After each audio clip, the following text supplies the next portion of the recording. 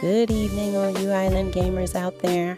This is Maya Westerly from Deviant Worlds Radio.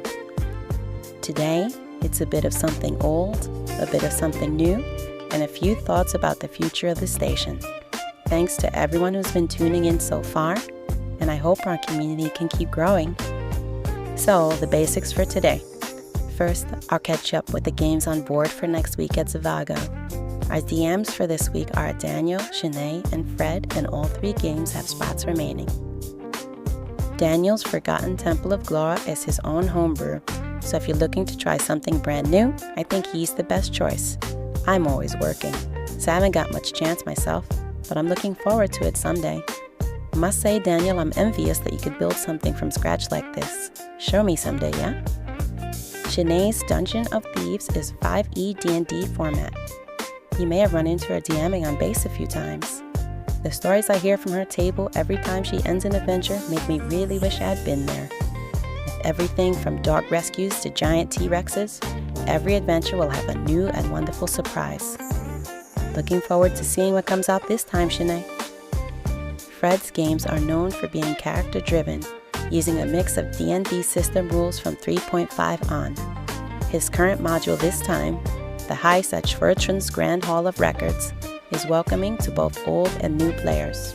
Old players may use their original characters, and new ones can become a new addition to the Schwertran scenario. It's a good one to join if you like farming attachments to your characters. Maybe I'll end up in one of his games one day too. That's it for the upcoming Zavago event. Hope to see you there, even if only to watch and enjoy a cup of coffee. Next, some late-breaking RPG news. If you're looking for something new in the quasi-MMORPG front, Where Winds Meet has just released. It's set in Wuxia, China, and lets you live out whatever dreams you ever had of being a martial artist. Brings me back to my childhood when I was watching 5 Deadly Venoms or Feng Sayuk. Shockingly, it's free to play. Just be careful not to get sucked down the microtransaction rabbit hole. If you're a fashion fiend, it's pretty easy. NTG Avatar has hit the island too. I got to Manga Soko just too late to be able to get any small packs, but they did have beginner boxes. Check out your local game stores on the island and get your packs. 5's my limit in the store, but if I see something I really like, I build a deck myself. The Avatar cards are pretty fun, but nothing matches the thrill of opening the pack, even if I am enjoying the arena games. So pick up a few and do a draft with some friends today. Nothing like a friendly draft. Okay, so next we have a music break. I'm still working with Suno, but these days all the compositions and chord progressions and samples are coming from me. Lyrics too. It just feels better to make it for myself for starters. Well, me and my guitar, Serafina. I write the lyrics, we make the samples each week, then we feed it into Suno for some accompaniment. I must say though, I'm not happy with the results just yet, but we're getting there. I'll share the progress with you anyway. Let me know what you think.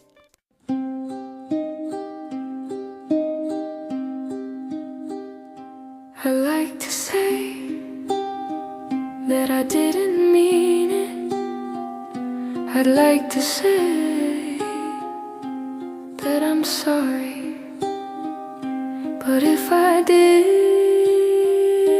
I'd be lying.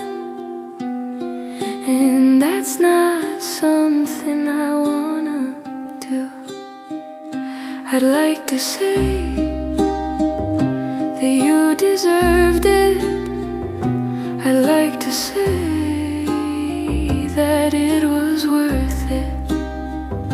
But if I am just being honest, the truth is hurt me hurts you. I wanna tell you I did it. I wanna tell you what it's for. But when I do, it come out all wrong, and I just end up hurting you more.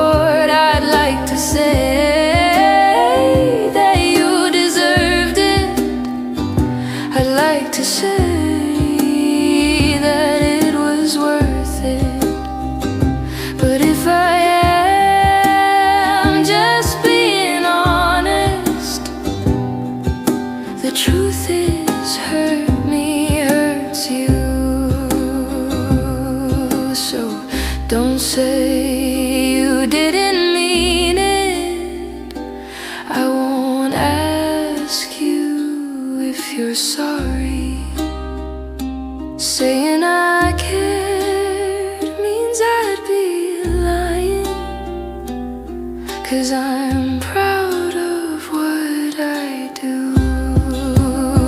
So what I'll say is you deserved it.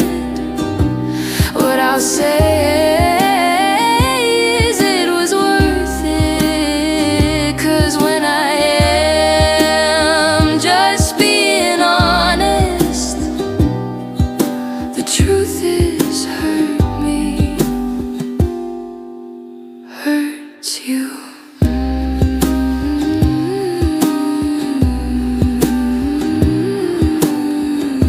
And I love hurting you.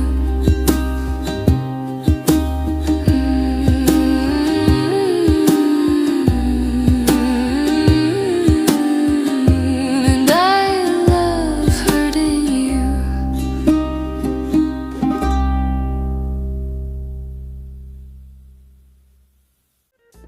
Ugh, they definitely need a lot more work. This would be so much easier if I had a band. Not so subtle hints. Anyway, like they say in Expedition 33, we continue. Next up is a little something new, radio drama. If you are an aspiring writer and want to share your work on the broadcast, I'm planning to set aside a little broadcast time for that. You're welcome to read your own story, after which you could submit it to the channel and we'll broadcast it for you. Hopefully, when our audience gets bigger, you can reach more people. But hey, everything's gotta start somewhere.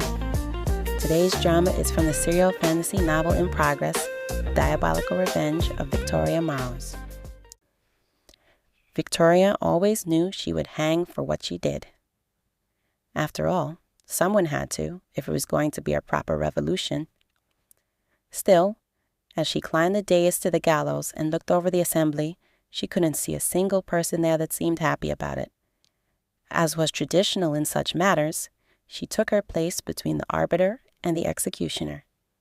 The arbiter, a stone-faced pale man, would recount her crimes, and her executioner, an ox of a man whose face lay hidden behind a black hood, would carry it out.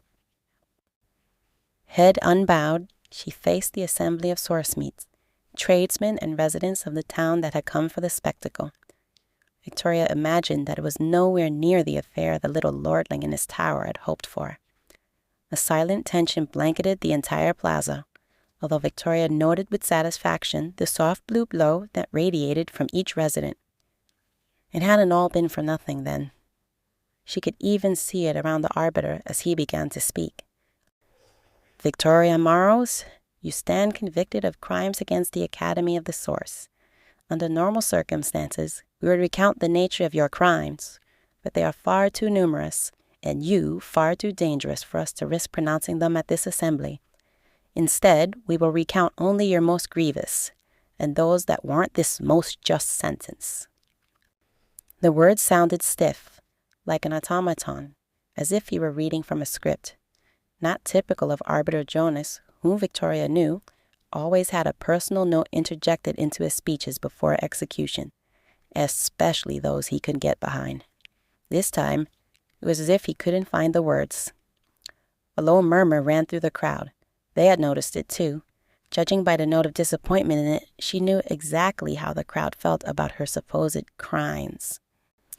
Madame Morrows, you stand here convicted of inciting rebellion, lewd deviance, murder, and perhaps the most severe, the willful breaking of the third law of the flow. Not once, but no less than 7 times. For these crimes you are sentenced to be hanged by the neck until you are dead, this 18th day of the first winter's month. The murmurs intensified as Arbiter Jones went on. No doubt the crowd was recalling the nature of her offenses. Expressions varied between nods and vigorous shaking of heads. "Should have been 8, someone yelled. Victoria couldn't pinpoint the voice in the crowd, but a few answering cries of "Hear, hear" rang out. Victoria wished so too. Do you accept your guilt and the judgment of the court in this matter? Be mindful that any words outside of such a declaration, particularly words of power, will be met with the swift carrying out of your sentence. The arbiter glanced meaningfully at the rooftops, where longbowmen were stationed on every roof ringing the plaza. A single untoward word in Victoria would be a pincushion. To make matters worse, they probably weren't there just for her. So, just this once, she would do as bade. My guilt, yes, she said in the clear voice that echoed through the plaza. My judgment? Only if every man who committed my crime sees the same. The arbiter managed a wide grimace. I dare say that for the most part you have seen to that yourself, he said in a voice only loud enough for Victoria to hear. The whispers of the crowd grew louder, and Victoria thought she might have heard a word or two of approval. She took some satisfaction in that. With your crime so recounted, he said, but his voice suddenly faltered. He looked to her, shaking his head. So recounted, I hereby authorize the hangman to carry out your sentence, though it is perhaps the least joy I have ever taken in such a pronouncement. The feeling is mutual, arbiter, I assure you, Victoria said. At least she had a little mirth left to share. Victoria stepped up onto the box, her eyes level with the rope. Said mirth quickly vanished at the sight of the rough hem. Her pulse quickened and her bound hands began to shake.